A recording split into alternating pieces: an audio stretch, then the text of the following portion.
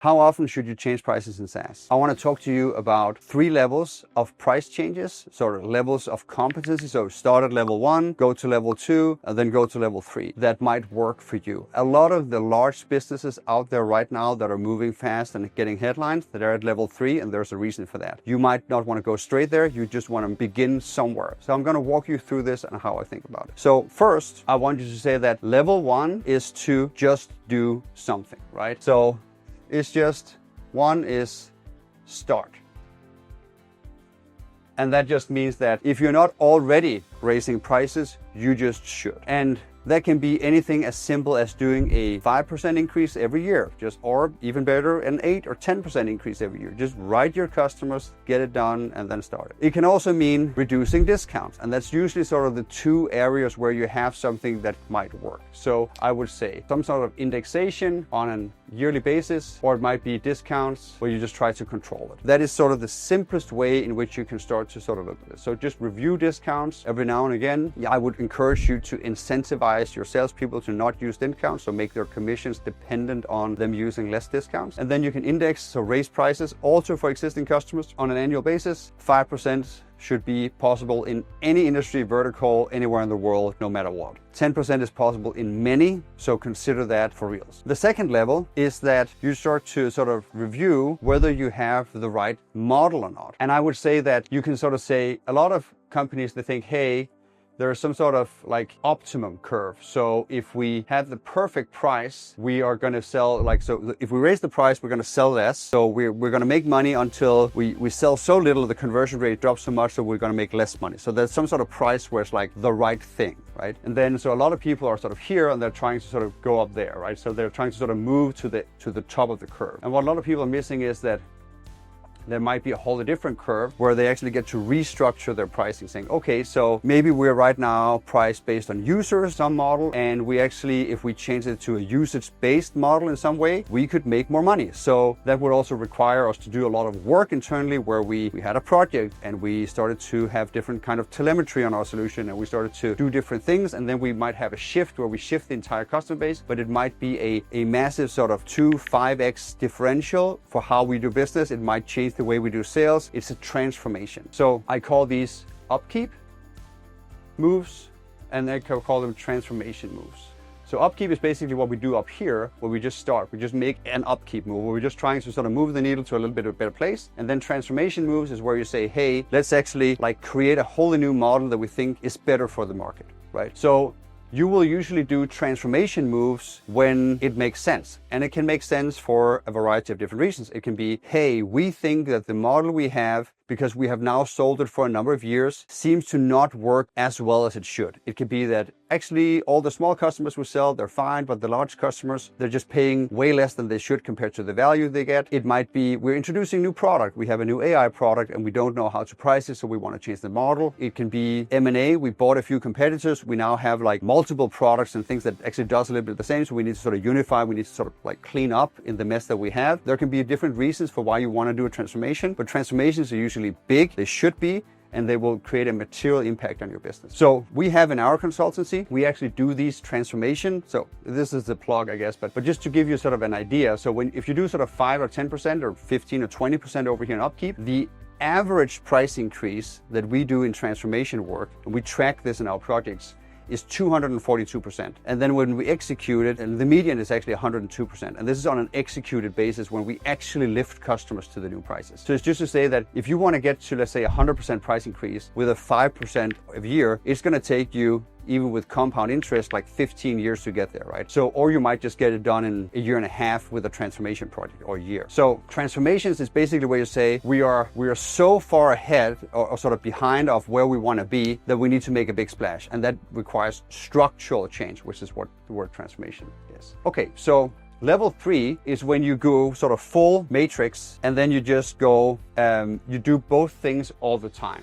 And this is a little bit what we see the OpenAI and Salesforce do. So Salesforce have changed prices 13 times in the last year. OpenAI have changed prices 10 times in the last year. And that includes making heavy transformation work to some of their projects, saying, hey, so we used to have a user, like a seat-based model, now it's credits, like we're doing something completely different. We used to have a $20 price point, now we have a $200 price point, and it has fair usage limits, and they're just working with different models. Salesforce did something different. They're now taking big sort of categories of products, and they're saying, hey, all of this now works inside of our existing credit systems and so forth. So they're massively changing the way they do business all the time, while they're also trying to find inside of that new structure the right optimum price. So I would say that you want to then do changes when looking at the following two timelines. So one is your sales cycle, and the other one is your product cycle. So let's do an example. Let's say that you have a 3-month sales cycle, and let's say you have a 6-month product cycle. So every 6 months you make some sort of material change or update to the product, or new features gets pushed out, and that's sort of the cadence that you're running it in. And on average it takes you 3 months to close a customer from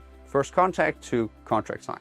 So the product cycle is the rate, the pace, the speed at which you change, and the sales cycle actually is the rate or the pace at which you learn, right? So if it takes you 3 months to sell something, you might sell at a certain price point, let's say whatever, $100, and then you say, hey, okay, we had a conversion rate of X, let's try $200, and then see if it drops to half X or if it stays closer to X, right? So that means that we can actually experiment with the sales cycle. We can learn fast how the market reacts to different pricing, and then we can change what it is that we sell, which isn't just pricing model, but the product, on a 6-month rolling basis. What I see is that the larger companies, they do the shorter of the two. So they say, okay, if that is it, then we change at this rate, which means that if they have a 1-month sales cycle on some of their products, or they have a 1-month product cycle, that means that they're changing pricing every month, right? So what happens is that actually means that you're maximizing the, let's say, the internal pace of the organization. So you're saying, we actually want to move our monetization ahead at the fastest pace at which we can, which makes sense. And I would say that that is the shorter of the two. So if you have a 6-month sales cycle and you have a 2-month product cycle, you might want to say, hey, every 2 months we actually change prices, because that means that every 2 months we actually get to see a new product being sold,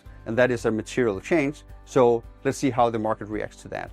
And then as new product rolls out, you get to have transformational models on it, or you get to sort of learn something about how customers buy, and you say, hey, let's try and sell it in a fully different way, and then transform it as well, or just run upkeep. So this is sort of where I think that a lot of the fast growing, or let's say innovative tech companies are today, even when they're large. Like Salesforce is $30 billion, and they still do it more than you do, probably. So I think this old idea where you would either not change prices at all and just say, hey, we're just going to sell more customers and then revenue will come. Actually, if you haven't changed prices for, I think, 10 or 15 years, just 10 years, you're actually at index 78. $1 back then is worth sort of 78 cents today, 10 years ago. So inflation has just eaten away at your prices. So if you haven't actually raised prices 20% over the last 10 years, you're actually lower priced than you are today. And it might even be worse depending on which country you're in. So that is just like, just start, just try to keep up. The second thing is to